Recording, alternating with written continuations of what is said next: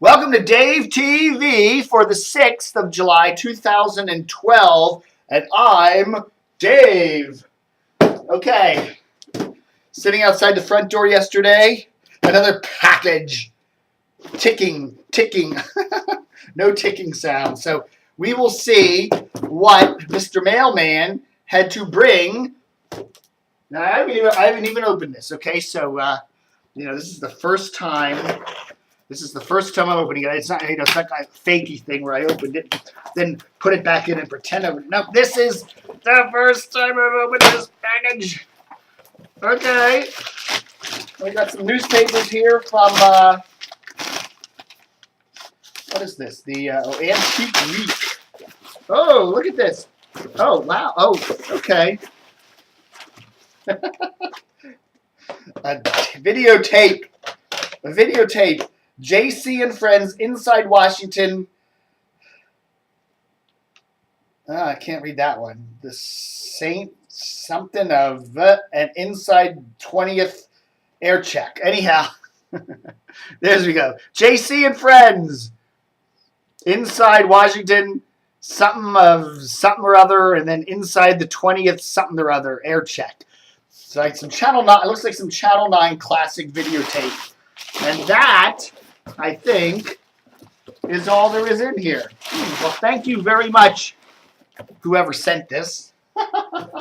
We will watch that as soon as I'm done reading my FHM Bikini Blast. So anyhow, how y'all doing, everybody? Dave TV. Let's get the cameras situated. Oh, hot one there. All right, folks. So what's going on here on Dave TV in the world of DCRTV? Not a lot going on this 4th of July week. It's kind of a slow news week. Not a heck of a lot going on. However, I did get a nice email the other day from a top guy over at WMAL. He did not, I know who it is, and I don't want to, it's a not-for-print kind of thing, so I won't reveal his name, but you can probably guess. You can probably guess who it is. Guess who it is. Oh, it's just basically saying, Dave, we know you're a lefty liberal. That's why you don't like our station. Stop putting us down. We've basically, upped the news department. We've got, we're covering local news now. We cover the earthquakes and we cover the derechos and stuff like that.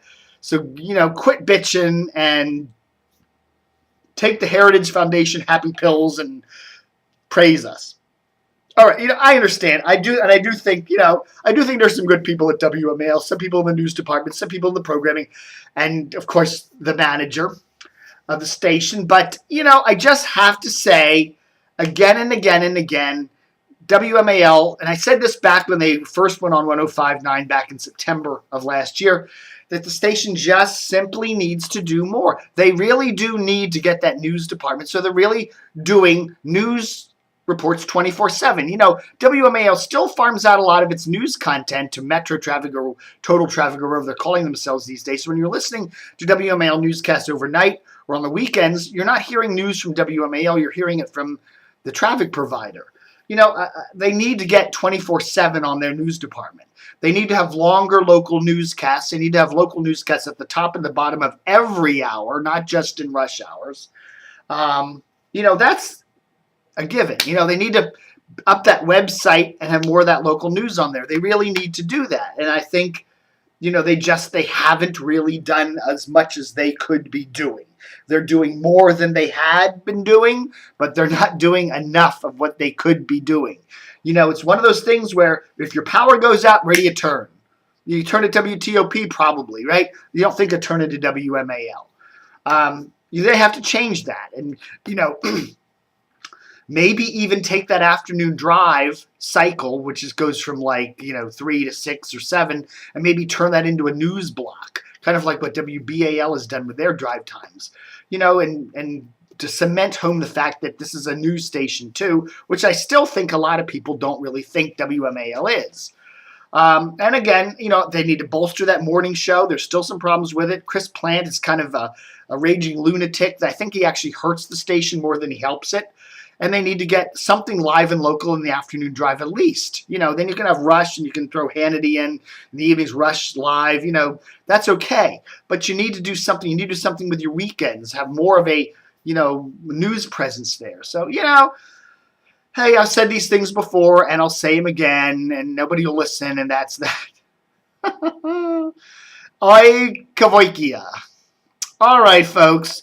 So, any other big news happening? Again, WMAL's ratings, they're like 18th place, most of Washington is saying, hey, they still need to do quite a bit more, so there. There.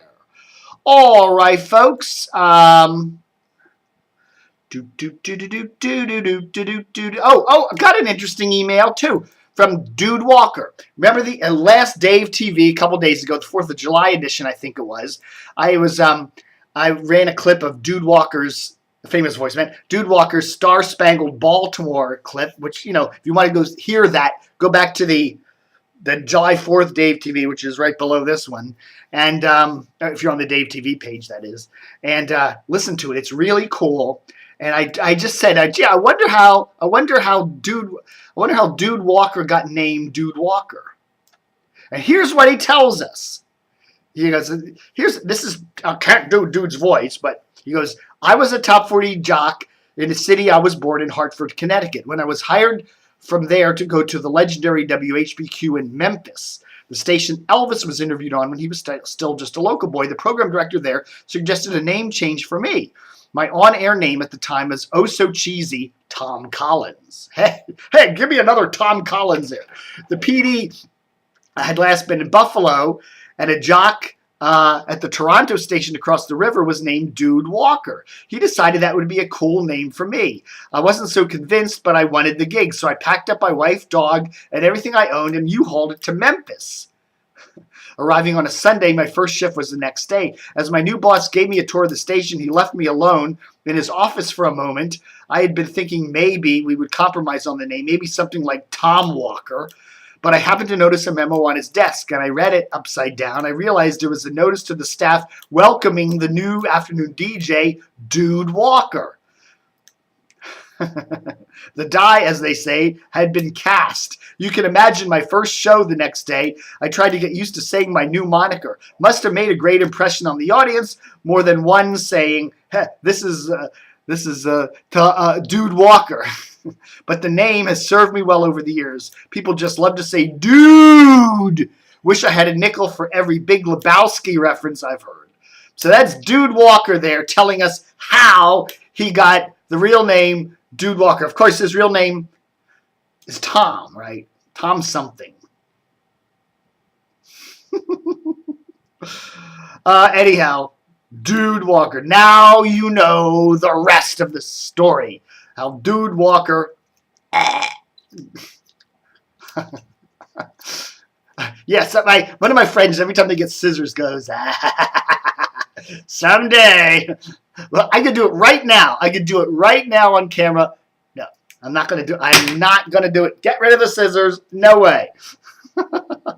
All right, folks, that's Dave TV for this 6th of July, 2012. Thanks for watching. And so there.